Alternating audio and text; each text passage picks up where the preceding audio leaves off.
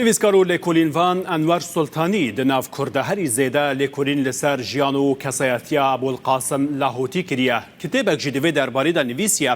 Birêz Enwer Sultanî niha ji Londonê ve bi me re dibe daxwam zêdetir di derbarê lahûtî de biaxivin. Birêz Sultanî dem baş destpêkeke tu ji me re behsa vê yekê bikî çi tiştekî lahûtî ji bo te balkêj bû ku we hat û dest bi şopandina kesayetî û serpêhatiya wî bikî؟ دەم باش برای من ڕۆژی هەموو لایەکتان باش ئەوەی کە منی هاندا بێ بەرە و ناساندنی لاهوتی کەسایەتیەکی دوولایەنەی لاهوتی بووە لەلایەکەوە کووردە لە کرماشا لەدایک بووە دایکی لە سەنجاویەکانە بە کوردی شێعری کوتووە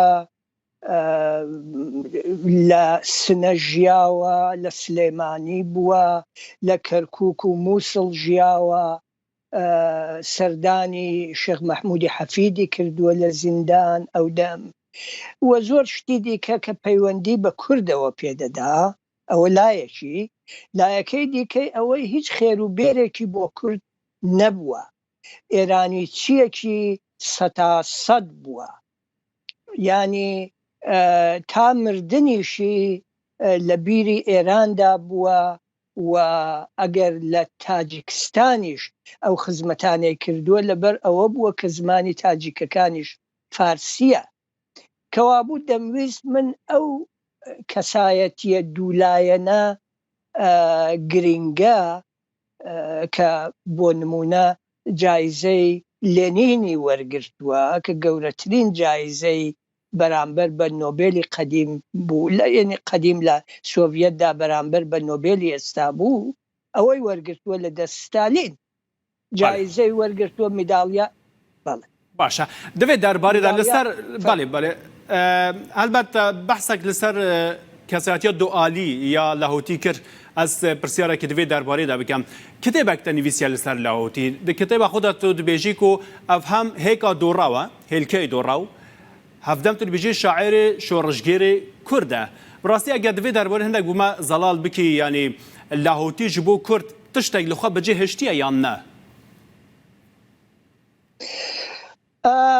ئەو هێلکەی دۆڕاوە نامیلکەیەک بوو کە من وە بزانم لە 1970 و ئەوانەدا بڵاوم کردەوە لە لەندەن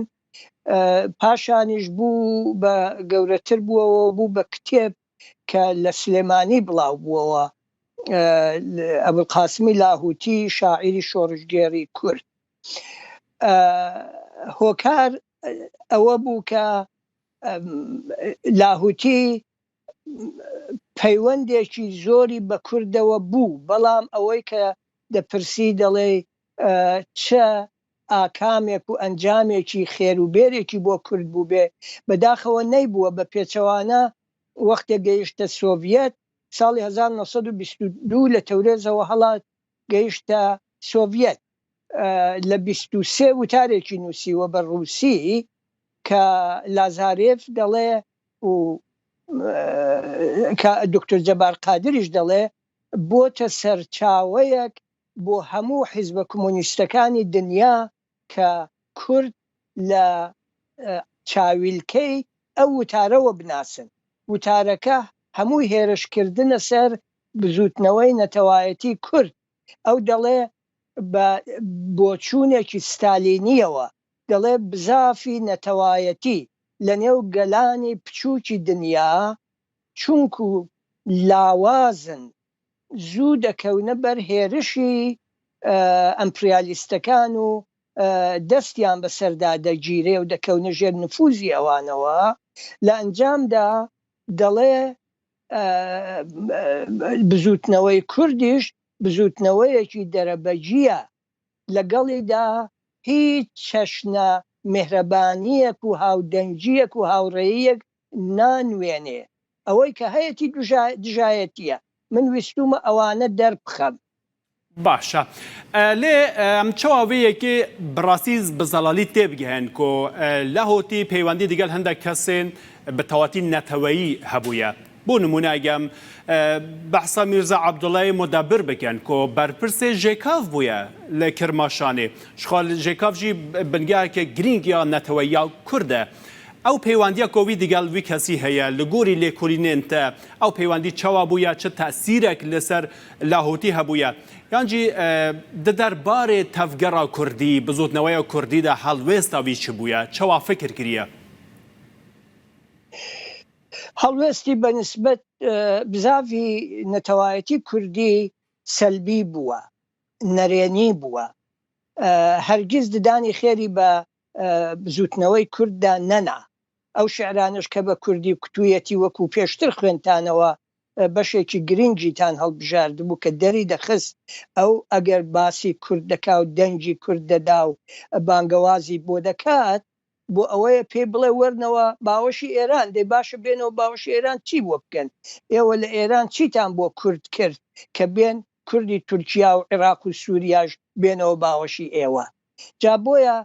هەڵوێستەکانی هەڵەن هەڵوێستەکانی دووپاتکردنەوەی قسەکانی یا بۆچوونەکانی ستالینن ئەو لە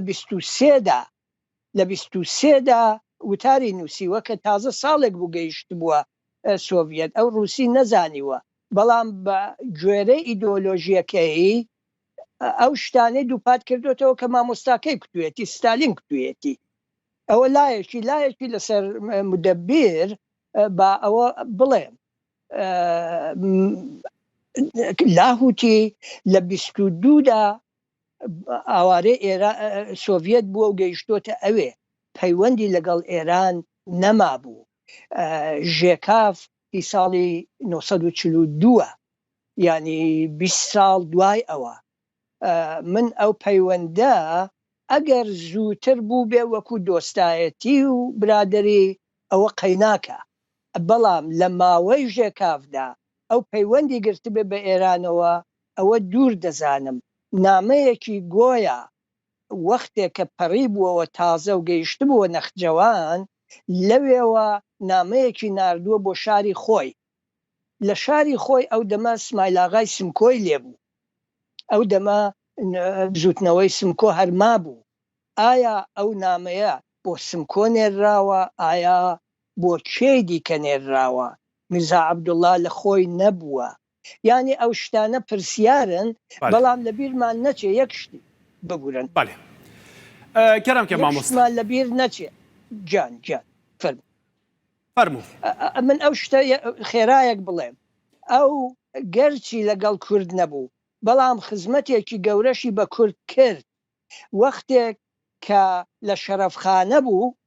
بۆیەیان لە شەرەفخانە دانابوو کە نزیک بوو لە تسووج کە سمکۆژ لەوێ بوو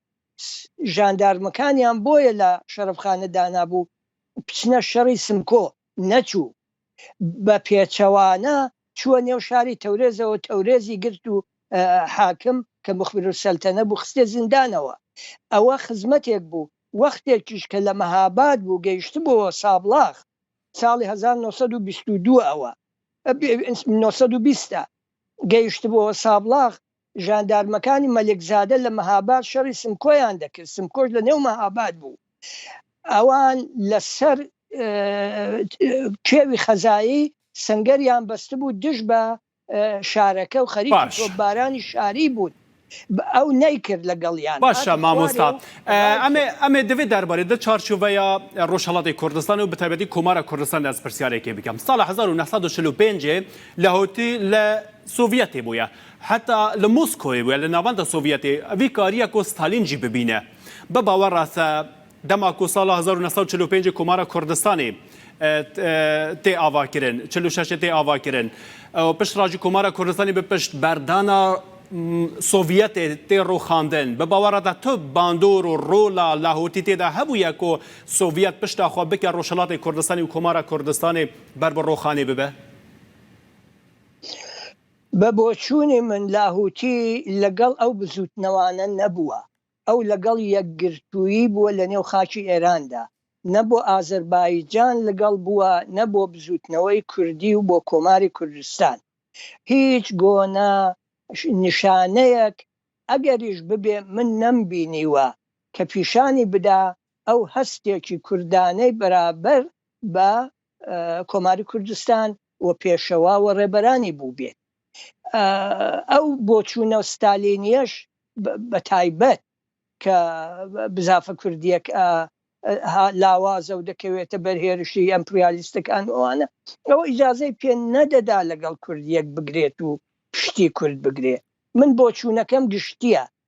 سەنەدێک بەڵگەیەکم نییە کە پیشان بدا وایە یا پیشان بدا دژی ئەوە. باش مامۆستا ببوورە دەم کێمترە ji ber ku di nava boltaneke nûçeyan de ya behsên dû di dirêjên dîrokî jî xwe demeke zêde dixwaze lê gelek spas ku me mifayekî baş ji van zanyariyên te wergirt gelek spas bo wan zelalkirin û lêkolînên te nivîskar û lêkolîn Vanê Kurd Enwer Sultanî ji Landanê ve tu bi me rabûy. Spas bû beşdariyet. سپاسی هەموو لایەکتان و بینەرانیش دەکەم سەرچاو